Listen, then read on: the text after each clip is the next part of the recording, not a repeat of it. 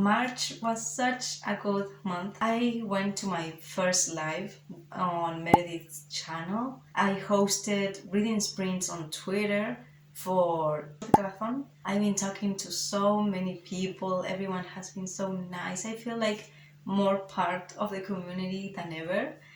But it wasn't such a great reading month.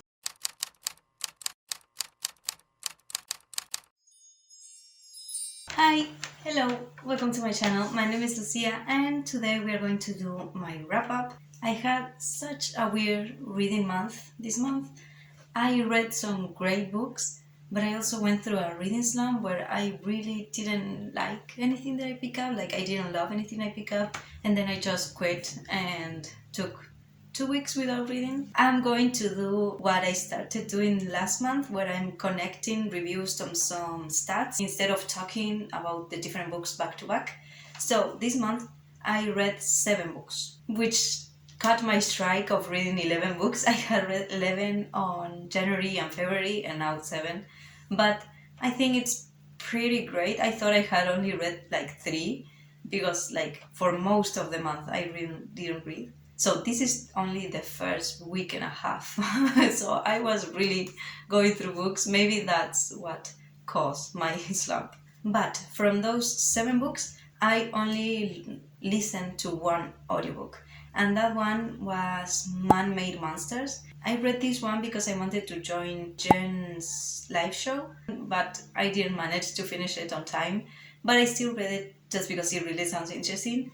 And this one is a collection of short stories. It's all from the same author, and that author is indigenous from the United States. And these stories really show that. Like, it tells you so much about the culture, about their beliefs and understanding of how the world works, and also everything they've gone through thanks to colonization. Like, each story is so unique, but it also abarks a lot, and they are all so interesting.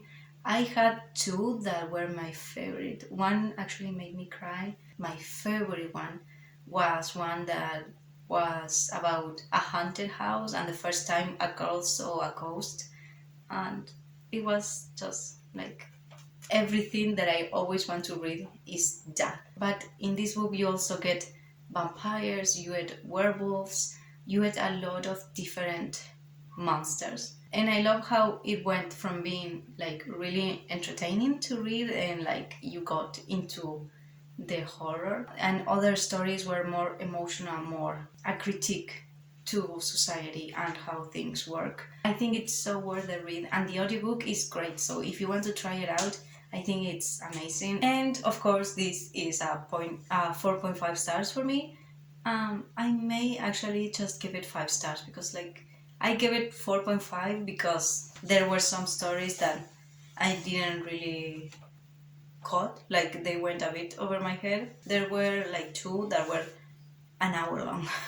For me that's a bit too much. Then I DNF'd one book, and that is How to Keep a Husband for 10 Days. This is actually an arc I received through NetGalley, and there is nothing wrong with this book. I just wasn't really enjoying it. Like, I read a ton, I thought it was a ton, and I was only on page 90 and it's 200 and something, and I was like, I cannot do this anymore. Like, there is nothing wrong with the book, but I just was like not interested in reading about how this couple went through a divorce and they are faking to be still husbands because they don't want their friends to find out and have to split the group because they are going to choose sides.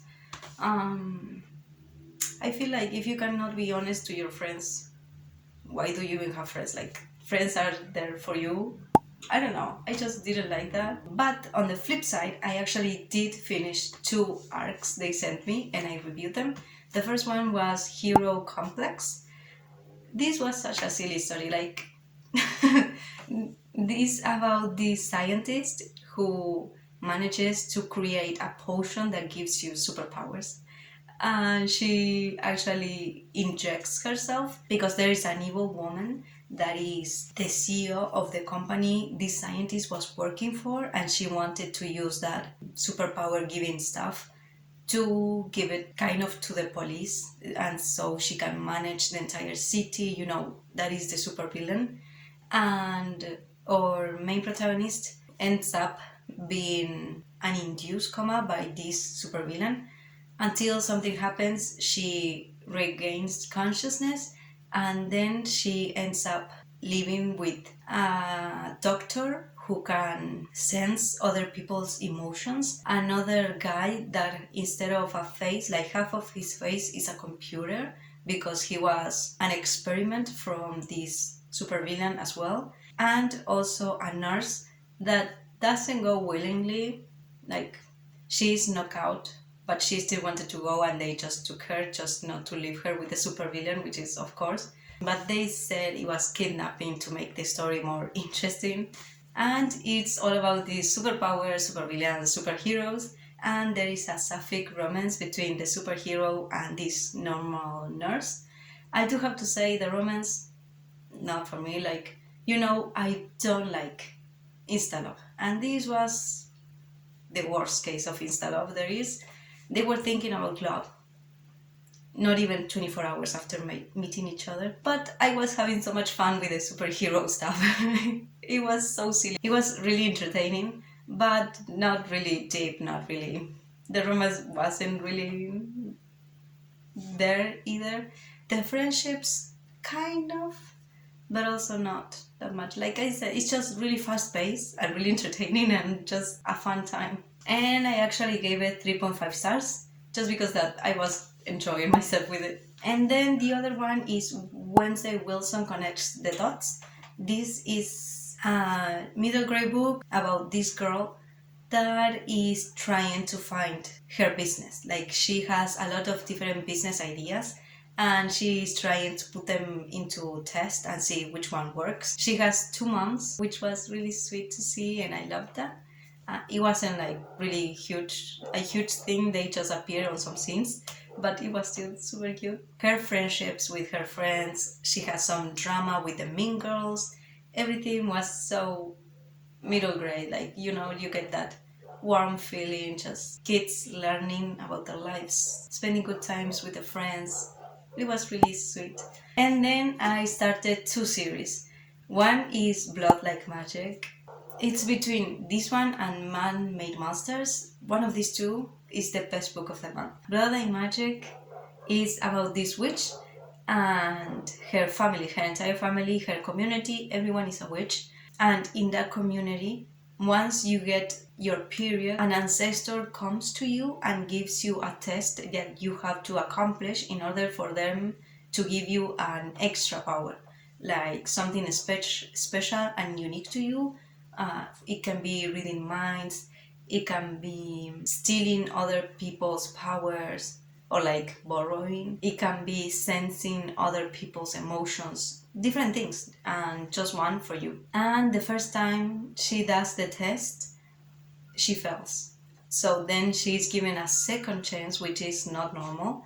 But this second chance is for her to kill her first love. Then she will receive her powers. So in her community, it's like in the future from us. And there they have discovered how to make matches between people based on genetics. So she goes to this program, and then she finds her perfect match. So she starts trying to fall in love with him, so then she can kill him. Which sounds so interesting. The first scene in this book is her bathing on blood. That is so entertaining. And like, I was really worried. I go into my books blindly. So when she started talking about how the witches know when they get in their powers because their period starts, I was getting a little bit, because I was like, are you going to talk about trans people? Because if you don't, and you're talking about periods, like how, like, I just didn't want this book to be one of those where only women get their periods, and then like you are missing a huge portion of the people. But it is actually handled in the book. There is a trans boy, there is a trans girl, there is, I'm pretty sure it's a demisexual lesbian, I think. Like, the lesbian part is not said straight away, but she only mentions ever being with girls and like wanting to be with girls. And I'm pretty sure there is a bisexual character too, but she is also kind of not willing to talk about her romantic life. So everyone has their personality and is so fleshed out, and I just love that there were so many queer people in this book. Like the main protagonist is the straight girl of the story, but everyone else around her is just queer in some way, and I love that. And then also, I love when we get ancestor things. It just always, I just love it. Like knowing our ancestors are with us everywhere we go. Like I just love it. And they actually have contact with his ancestors, and they make it a priority to give them their respect, to include them in their lives. It's just so wonderful. There is a whole festivity to honor those ancestors, and I just loved it. I posted on Instagram and I said, like, when a book checks all of the things you like to see in books, like this book is exactly that. So I'm pretty sure this is the best book of the month. I just loved it. But I'm also so infuriated because the ending, like, it's not bad, but the decision the main protagonist took, it pissed me off. Like, oh, I hated her. Like, I never hated someone so much. And like, I really want to read the second book so she can beg her cousin, because it involves the cousin. She can beg her for forgiveness because she needs to beg. But regardless, I actually love this book, and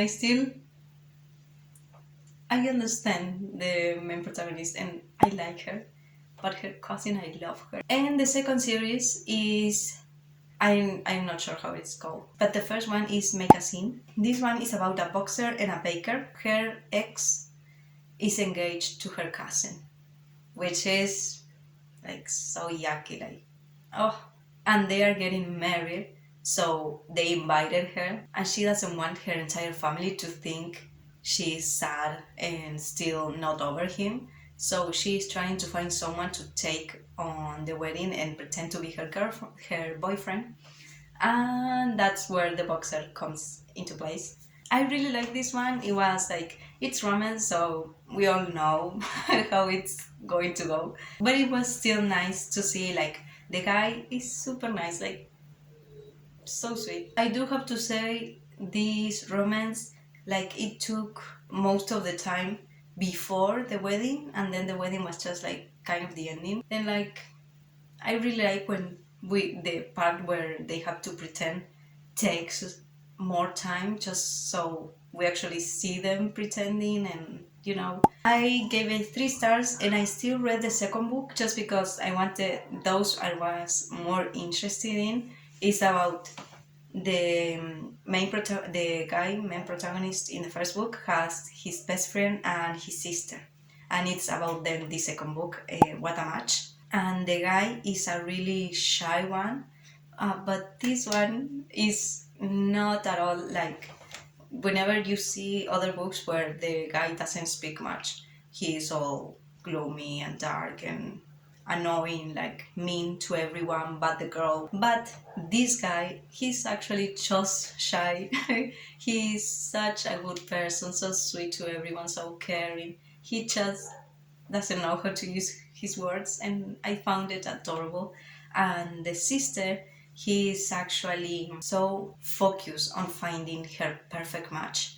So she actually hired a company that matches people based on interests and taste and stuff like that. She's trying to go on dates for this company with the matches, so to find her perfect love. He ends up crashing with her on her couch because he doesn't have anyone else to ask for the favor, and it's a romance. So I like this one better, so I give it 3.5 stars, just because the guy, like, he was actually really nice. And lastly, I actually didn't finish, but I have started There's No Such Thing as an Easy Job, which is for the 20-something book club. I'm really liking it. Like, I really like the variety style. You know, there is really flowery, descriptive things.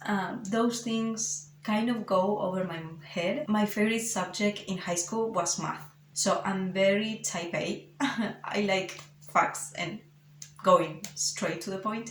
And this book is like that. It just tells you what is happening, what is the girl is thinking, everything feels so concise, and so this is it, and I really like that. And this is about a girl trying out different, I think 5 different jobs, and of course she's going to find out none of them are easy. So I will tell you everything about this book in the next month. So looking back, my favorite book was Blood Like Magic, followed by Man-Made Monsters, and the worst one probably How to Keep a Husband for 10 Days. I didn't give it a rating because I DNF'd it, and I may pick it up again, so, but it's still like not my cup of tea. And then everything else was kind of enjoyable, not so much, things missing, pretty average, but still good. I didn't have any bad ratings this month, which at least that is a plus size. I really feel like reading more now, so I will still take my pace because I don't want to be in a reading slump again. But I do actually want to read. I have some books at the top of my mind, and there's also going to be a readathon next month, so I already have my plans for the books I'm going to read, and I'm really excited about it. But that's it for this video. If you like it, give it a big thumbs up, and don't forget to subscribe to my channel, and I will see you in the next video.